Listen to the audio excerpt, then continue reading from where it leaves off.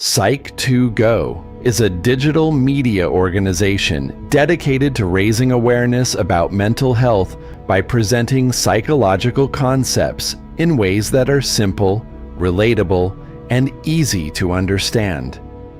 If this message resonates with you, consider sharing it with someone who might need to hear it today.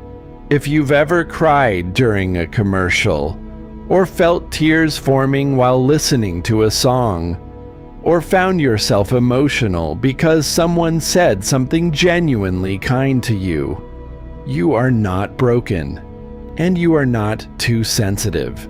It may simply mean that your brain processes emotions more openly and more deeply than most people around you. For many individuals, emotions are filtered before they are fully felt. They're muted, rationalized, pushed aside, or stored away for later. But for you, emotions arrive earlier. They arrive directly, and they arrive with clarity. That doesn't make you weak. It means you experience life with fewer emotional barriers. Imagine this. You're watching a movie. A dog reunites with its owner after years apart. The music swells. The moment lingers, and your eyes fill with tears almost instantly. Or maybe you're having a conversation and someone gives you heartfelt feedback, something sincere and meaningful. Suddenly, your throat tightens, and your vision blurs.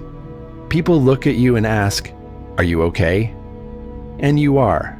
You're not falling apart. You're not overwhelmed. You're simply moved. You're not dramatic. You're not unstable. You're not failing at emotional control. Your emotional system is simply tuned differently. So let's talk about what's really happening beneath the surface. Number 1. Your emotional bandwidth is wider. Many people have what psychologists describe as an emotional buffer. When something happens, their brain softens the experience before delivering it to them. It filters intensity. It dampens emotional spikes. It creates space between event and reaction. Your brain may do less filtering. Psychologists refer to this as heightened emotional sensitivity.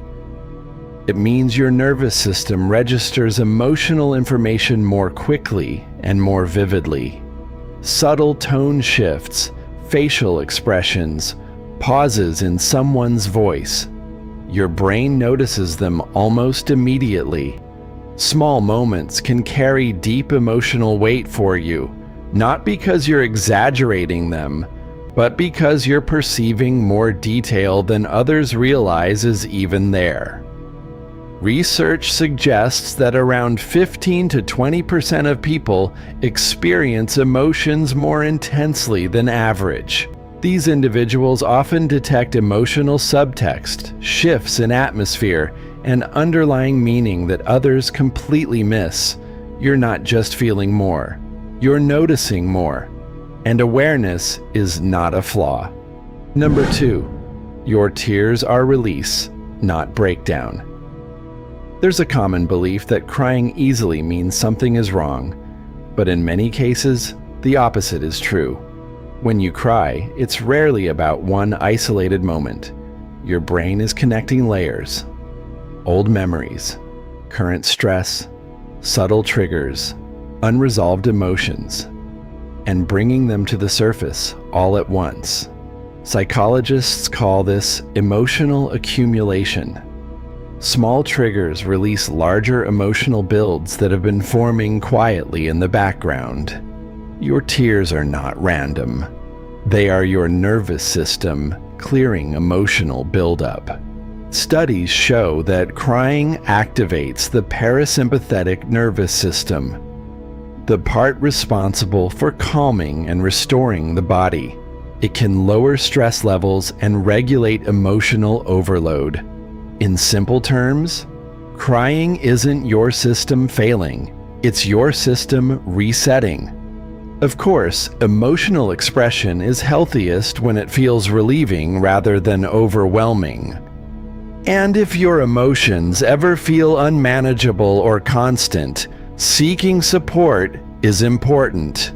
But for many people, tears are simply maintenance. Number 3. Emotional expression builds resilience. People often assume that those who cry easily can't handle intensity. In reality, many emotionally expressive individuals can handle more stress over time because they release emotions instead of storing them. When emotions are expressed, they don't build internal pressure the same way. Suppression creates accumulation. Expression creates regulation. Research has linked healthy emotional expression with stronger stress recovery, better emotional awareness, and improved psychological flexibility. What some label as too emotional is often emotional fluency. You're not unstable, you're responsive, and there's something else that isn't talked about enough. Your emotional openness acts as a filter for relationships. When you show vulnerability, you quickly discover who can sit with your emotions and who feels uncomfortable around them. The people who don't rush to fix you. The people who don't dismiss you. The people who simply stay present. Those are usually the ones worth keeping close. Number 4, you're not too much. You're more aware. Many people cope with life by dulling emotional signals. Over time, this creates distance between them and their inner experience. So when you openly express emotion, it can make others uncomfortable. Not because you're wrong, but because you're doing something they've trained themselves not to do. Psychologists call this emotional projection. Instead of examining their own discomfort, people may label your emotional expression as excessive. But being moved by meaningful moments is not dysfunction. It's responsiveness. Long-term emotional suppression has been linked to increased stress, physical health strain, and difficulty forming deep connections. Feeling deeply isn't the risky behavior. Ignoring emotions often is. Number 5, your tears communicate. What words cannot sometimes emotions surface before language catches up? You cry when overwhelmed because your system is signaling overload. You cry when touched because your body recognizes connection. You cry when frustrated because something important needs attention.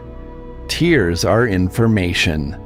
Neuroscience shows that emotional tears activate calming pathways in the nervous system, helping regulate internal intensity. We live in a culture that often rewards emotional distance and composure, but you've stayed connected to the full spectrum of feeling: beauty, pain, meaning, empathy. That takes strength. Being deeply human is not weakness. Life moves us. People affect us. Moments matter. You didn't shut that down. And that's powerful. So the next time someone asks, "Why are you crying?" remember this: you are not overly sensitive. You are not too much. You are not broken. You are not failing at emotional control. You are simply allowing yourself to feel what is real.